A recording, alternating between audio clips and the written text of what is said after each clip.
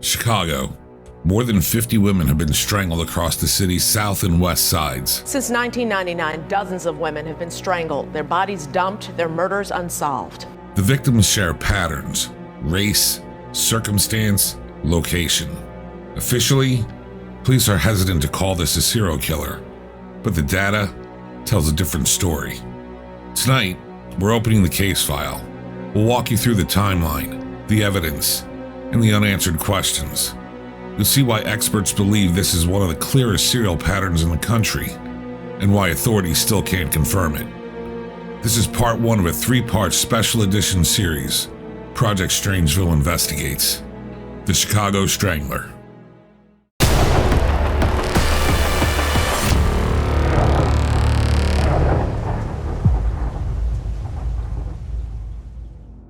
The FBI estimates there are 50 active serial killers in the United States right now. That's not speculation, that's their official number. And you may not realize it, but you can help. Investigators rely on the public. Sometimes a single detail, a tip, or even a memory can connect the dots in a case. I'll share how later in this video, but for now, let's open the Chicago case file, lay out the timeline, and see if you can help fill in the gaps or even catch this animal. We begin on the south side of Chicago. Not the glossy downtown skyline tourist snow, but a different world. Neighborhoods hollowed out by factory closures, high unemployment, and decades of neglect. Rows of boarded up houses, vacant lots overgrown with weeds. This is where the first women were found. Angela Ford, 32 years old, January 2001. Her body discovered in a vacant lot. Cause of death, strangulation. Angela was black, struggling with addiction, and lived in poverty, like so many others in the area. But beyond that, not much is known. No public record of her family, children, or siblings. No newspaper profiles of her life, just her name in a police file. That in itself raises a question. Why don't we know more? Was no one willing to speak? Or did the system not care enough to ask enough questions? For investigators, this is important. When you know the victim, you know who they trusted, where they moved, or who they feared. Those are potential leads. Gone. Just 2 months later, Charlotte Day, age 42, found March 28, 2001, strangled in another South Side neighborhood. Again, not much detail survives in public records. A black woman in her 40s, same background as Angela. Poverty, addiction, survival on the margins. Charlotte was left in an alley less than 2 miles from where Angela had been found.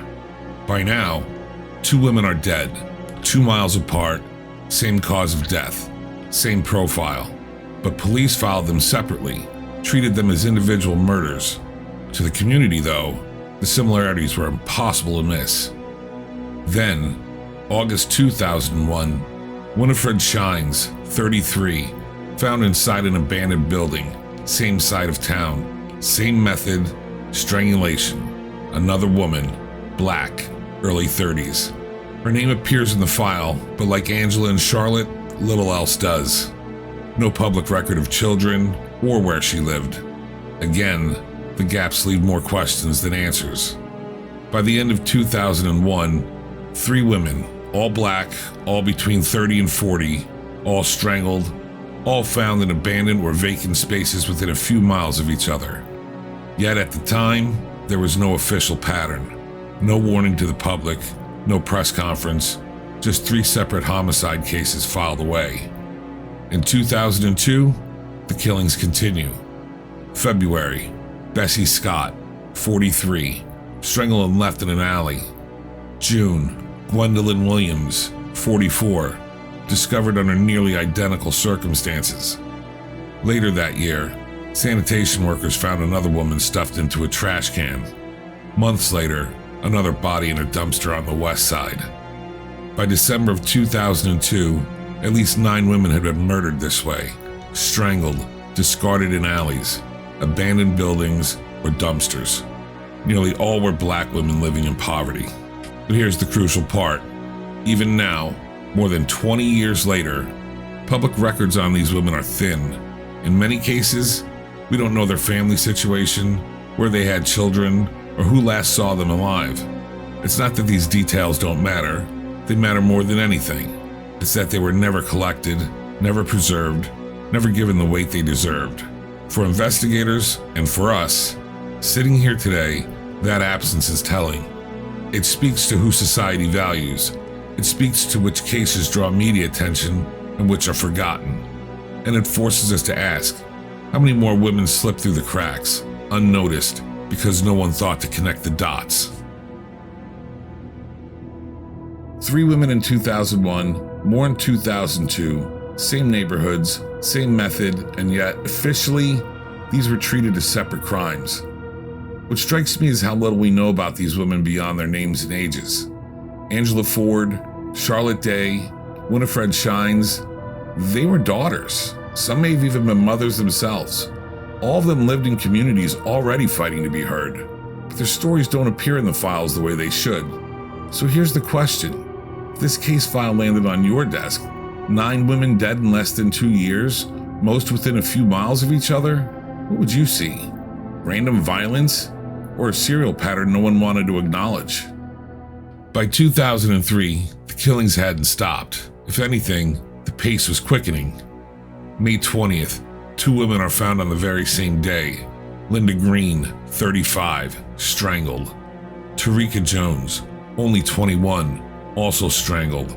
Both black women. Their bodies discovered less than a mile apart on Chicago's south side. Police filed them as 2 separate murders, but think about that. 2 women killed the same way, the same day, within walking distance of each other. Should that have been treated as a coincidence, or the mark of a predator working fast? 5 months later, October 15th, 2 more women. Latricia Hall, 37, and Lucist Mary Thomas, 39, both strangled, both black, both dumped in vacant lots, just blocks apart. 2 double killings in 1 year, same neighborhoods, same method. What's the probability that 4 murders, paired off in the same year, all with the same MO, are unrelated? That's the question that should have been asked in 2003. But in the files, each case is logged separately. The killings continued. In 2004, another set of strangulations appeared in West Side neighborhoods. Names surface in scattered reports, but the details are thin. Missing persons reports that led nowhere, bodies turning up in alleys, left in vacant buildings, same demographics, same cause of death. Then, December 25th, 2005, Christmas Day. Yvette Mason, 35, is found strangled in an alley at 5031 South Indiana Avenue, less than a mile from where Angela Ford was discovered 4 years earlier. A holiday when families were gathered in their homes, but in this neighborhood, another family was learning they'd never see their daughter again. By the end of 2005, the pattern was undeniable. Multiple women killed on the same day. Kill zones repeating in the same neighborhoods. Bodies turning up within blocks of earlier victims. And yet, in the official record, each file stood alone. No connections drawn, no public warning. For families and activists, the frustration grew louder. They could see the pattern. Why couldn't the city? By 2005, we're looking at clusters. 2 women killed on the same day, in the same neighborhoods, in the same way. Another found on Christmas Day less than a mile from where one of the first victims was discovered. If this were your case file, would you still treat these as separate murders, or would you start drawing a line between them? Investigators didn't, at least not publicly. Each victim kept their own file, no official connection, but I want you to think about this. At what point does coincidence stop being coincidence? And how many women have to die before you say, this is a pattern? From 2006 through 2010, the killings didn't stop. They blended into the background of Chicago's homicide crisis, but the pattern was still there for anyone who cared to look. 2006, records show multiple women strangled on the south and west sides. Some were found in alleys, others in vacant buildings. The names don't always make headlines, but the demographics don't change. Black women, mostly in their 30s and 40s, living on the margins. 2007, more cases. One victim was discovered in an abandoned house after neighbors reported a foul odor. The cause of death was listed as undetermined at first because of decomposition. Only later was strangulation confirmed. That kind of delay matters. If you don't recognize the killing for what it is, you don't connect it to others, and the killer keeps moving. 2008, the files grow. Another woman is found dumped in a west side lot. Another in an alley on the south side. Both middle-aged, both black, both strangled. Again, same neighborhoods repeating, almost like the killer had a radius he kept returning to. By 2009, families and activists were already whispering about a serial killer. They could see it. Same type of victim, same method, same geography. But police still wouldn't say those words. Then, 2010, one of the cases that year involved a mother who had been missing for days before her body turned up in a vacant lot. Another, a woman strangled and discarded in a garbage bin. The locations were within a few miles of the earliest murders from 2001 and 2002. By the end of 2010, the death toll had stretched into the dozens, and still, each file sat alone. No official pattern, no warning to the public. For families, the silence felt like abandonment. For the killer, it was cover to keep hunting. By 2010, the files kept stacking up. Dozens of women, same neighborhoods, same cause of death. But in the record, each stood alone. For families, that silence felt like abandonment. No acknowledgement of the pattern, no reassurance that someone was connecting the dots, just another mother, another sister, another daughter, written off as an isolated tragedy. For investigators, silence is a tool. It protects the integrity of a case. It keeps details out of the headlines. Sometimes it buys time. But there's a hard question there. Where's the line between protecting the investigation and leaving the community in the dark? If this were your desk, your case file, would you have spoken up or stayed silent? By 2011, the killings had stretched into a second decade. What began as a handful of women in 2001 had become a grim drumbeat. Body after body discovered in the same neighborhoods. That year, police records show multiple women strangled on the south and west sides. In one case, a woman in her 30s was found in an alley, less than a block from where another victim had been discovered just a few years earlier. In another, the body of a woman in her 40s was pulled from a vacant lot that had already appeared in earlier homicide files. These weren't random spots, they were hunting grounds. 2012 and 2013 brought more of the same. Victims found in alleys, in abandoned buildings, sometimes discarded in garbage bins. Most were black women in their 20s, 30s, and 40s. Many had struggled with addiction or sex work. Families reported some missing days before their bodies were found. Others simply vanished until their discovery. In 2014, activists began holding rallies, calling out the lack of answers. They demanded to know why these women weren't getting the same attention as other homicide victims. The press started to ask harder questions. Why so many similar cases, but no official recognition of a serial killer? 2015 and 2016 added more cases to the pile. One involved a woman strangled and left in an alley on the west side, not far from a cluster of earlier murders. Another was discovered in a vacant home on the south side, echoing the circumstances of Winifred Shine's back in 2001. The pattern wasn't fading, it was repeating, over and over. By the end of 2016, the toll was staggering. Dozens of women across 15 years, nearly all black, nearly all living in poverty, nearly all killed in the same way, in the same neighborhoods. And yet, the official record, silence. No confirmation of a serial killer. Each file still stood alone.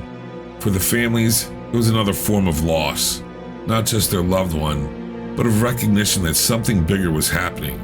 For the killer, it was cover. 15 years in, and still no one had named him. By the mid-2010s, families and activists were already raising their voices. Local media started connecting the dots. On social media, people were posting maps, pointing out clusters, and demanding answers. That kind of pressure matters. It keeps victims' names alive, but it also creates noise. Rumors spread, theories twist, and in that fog, the truth gets harder to see. In 2017, the Murder Accountability Project confirmed what families already knew. 51 unsolved female strangulations in Chicago since 2001. Same method, same neighborhoods, same profile. Pattern that should have been impossible to ignore. By 2019, reporters had pressed the CPD directly. Families demanded answers, but the official response was silence. Each case still treated as if it stood alone. And here we are today. More women killed in the same way, in that same neighborhood. The case file keeps growing, and the silence hasn't changed. So here's the final question. If this file landed on your desk, dozens of women strangled over 2 decades clustered within miles of each other, would you call this random murders or a serial pattern hiding in plain sight? Now, if you want to help, I did put the phone numbers and links to where you could call in any type of tips or anything you might know about any of these cases. This is Project Strangeville, and thanks for watching.